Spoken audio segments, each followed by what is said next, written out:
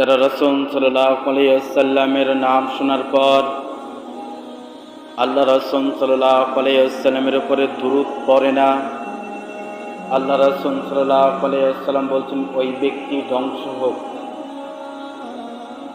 সম্মানিত উপস্থিতি, রাসূল সাল্লাল্লাহু আলাইহি ওয়াসাল্লাম প্রধান মেম্বারে দাঁড়িয়ে বলছেন আমিন, দ্বিতীয় মেম্বারে দাঁড়িয়ে বলছেন আমিন, তৃতীয় মেম্বারে দাঁড়িয়ে বলছেন আমিন।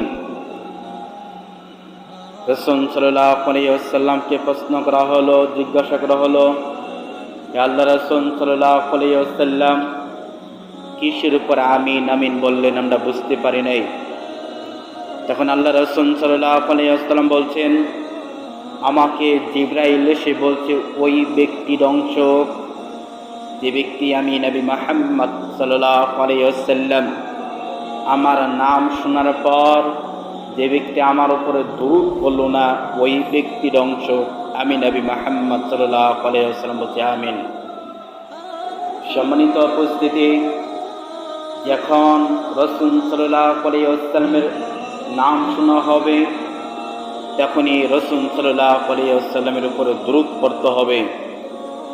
আল্লাহ রাব্বুল আলামিন বলছেন, যে ব্যক্তি রাসূল সাল্লাল্লাহু আলাইহি ওয়াসাল্লামের উপরে দুরূদ পড়বে আল্লাহ রাব্বুল আলামিন তাকে তার উপরে 10টি রহমত নাযিল করবে। সুবহানাল্লাহ বলুন, সুবহানাল্লাহ বলুন। সম্মানিত উপস্থিতি, এবং কি তার 10টি গুনাহ মাফ করে দেওয়া হবে, এবং কি তার 10টি মর্যাদা সম্মান বাড়িয়ে দেওয়া হবে যে ব্যক্তি রাসূল সাল্লাল্লাহু আলাইহি ওয়াসাল্লামের উপরে দুরূদ পড়বে।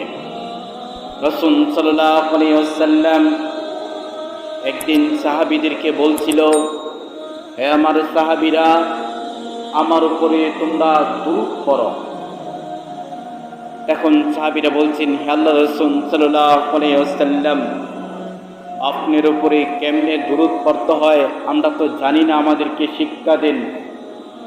তখন রাসূল সাল্লাল্লাহু আলাইহি ওয়াসাল্লাম বলছে, তোমরা পড়ো আল্লাহুম্মা সাল্লি আলাইহি আল্লাহুম্মা বারিক আলাইহি, তাহলে আমার উপরে দুরূদ পড়া হবে, কিংবা সাল্লাল্লাহু আলাইহি ওয়াসাল্লাম পড়ো। সম্মানিত উপস্থিতি,